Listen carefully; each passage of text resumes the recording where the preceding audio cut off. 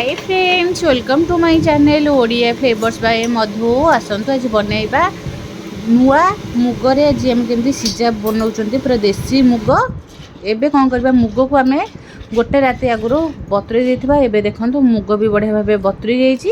पूरा देसी मुग नेबे, खाइबा को बहुत भल लागबो। मुग को आम गोटे राति आगुरी बतुरे देछन्ती। जदि दिन रे बतुरेबे निहाती 6 ରୁ 7 घंटा भल भाबे मुग को बतुरे देबे। तापर याको भल भाबे धोई देबे। धोईकी याको कौन करबा, गोटे प्रेसर नहीं जिबा। प्रेसर रे कौन करबा, मुग को आउ टिके भल भाबे धोई देबा। धोईकी ताको एमती प्रेसर कुकर रे दे देबा। दे देले गोटे जेतिक आम नहीं मुझे पाखापाखि आम गोटे ग्लास 500 ग्राम हम मुग आम नहीं बतुरे देते। बतुरेकी एवं ताको कौन करबा, भल भाव धोईदे। धोईकी गोटे कुकर रे आम देदेले। देकी एवं कौन करबा, गोटे ग्लास आदि पानी दबा। अल्प टिके लुण दबा स्वाद अनुसार। गोटे ग्लास आम पानी देले। जदि अधिक मुग ने ताले अधिक टिके पानी देबे। एबे आम कौन करबा, गोटे ग्लास पानी दे सारा पर स्वाद अनुसार पकेदेबा लुण। लुण आम एकाथर पकईकरी मुग को भल भाव सीझेदेबा।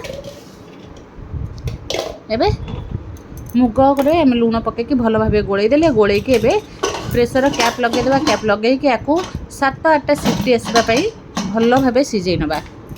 एबे गैस को ऑन करबा।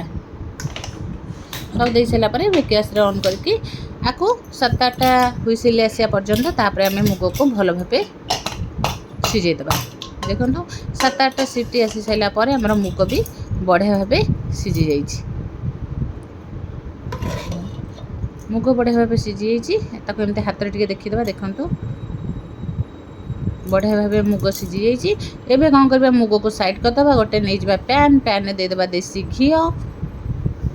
देसी घी टिके दे देबे। देसी घी दे सारा पर एबे कौन करबा, मुग टिके टेस्टी खाइबा पई हेले आमे तादरे टिके ड्राई फ्रूट्स को टिके भल भाव भाजी नबा। घी रे आगे काजू को टिके भल भाव देसी घी रे टिके भाजी नबा। भाजी नहीं सारा पर एबे कौन करबा, गोटे नड़िया नहीं फाड़ को गोटे फाड़ आम एमती छोट छोट कर काटी नहीं टिके घी रे भाजी दबा। भाजी नहीं सारा पर एबे कौन करबा, तापरे पछरे आम किसमिस की भल भाव भाजीबा।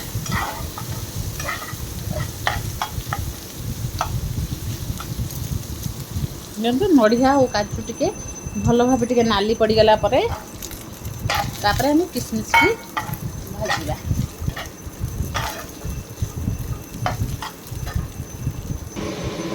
एबे देखो बढ़िया भाव भाजी हो गलानी। एबे कौन करबा, आकू मुगरे पकईदेबा। मुगरे पकई दे सारा पर आकू कौन करबा, भल भाव गोलई नबा। जितक मुगरे पानी अच्छी से बढ़िया भाव आमर मुगटा बढ़िया भाव सीझीब। एबे कौन करबा, आदे आम गुड़ पकईबा। गुड़ मिठा में स्वाद अनुसार पकईबा। जदि चाहिए गुड़ बदल में चीनी भी पकई पारे। आम गुड़ पकई देछन्ती। गुड़ को पकईकी एबे कौन करबा, भल भाव को गोलैबा। भल आउ टिके गैस को ऑन करके आउ टिके भल भाव फुटेदेबा। फुटे दे सारा पर बढ़िया लगे खाइबा। निहाती एक सकाळ ब्रेकफास्ट कि संध्यारे टिफिन भाव खाई पारे। पूरा हेल्दी आउ टेस्टी भी। किंबा जेकोसी ओषा पर्व भी ये बनईकी खाई पारे। एबे कौन करबा, फाड़े नड़िया कोरा थिला ताकू भी एमती पकईदेले। पकईकी आकू एमती गोलई नबा।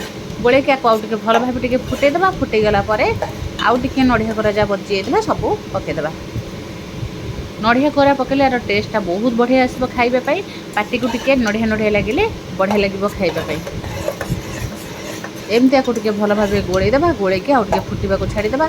आधे चाहिए टिके गोलमरीच किंबा गुजराती को छेचिकी भी पकई पारे। आउरी बढ़िया बास्ना आसब आउ टेस्ट भी बढ़िया लगिब। एबे गैस को आम सिम रे रखिकी एबे आधे टिके आम गुजराती आउ टिके गोलमरीच गुंड को भी पकई देछन्ती। पकईकी आकू टिके भल भाव गोलई नबा। गोलैकी आको ठंडा हैला परे खाइबे बहुत बढ़िया लगे। छोट टू बड़ समस्ते खाई पारे। एबे तो बिल रे नुआ नुआ मुग आसीथिबो। निहाती थरे ए भली भाबे ट्राई करंतु। देखंतु केते टेस्टी आउ हेल्दी भी देखा। निहाती थरे घरे ट्राई करिवे। जदि भल लागे लाइक शेयर कमेंट सब्सक्राइब निश्चय करिवे।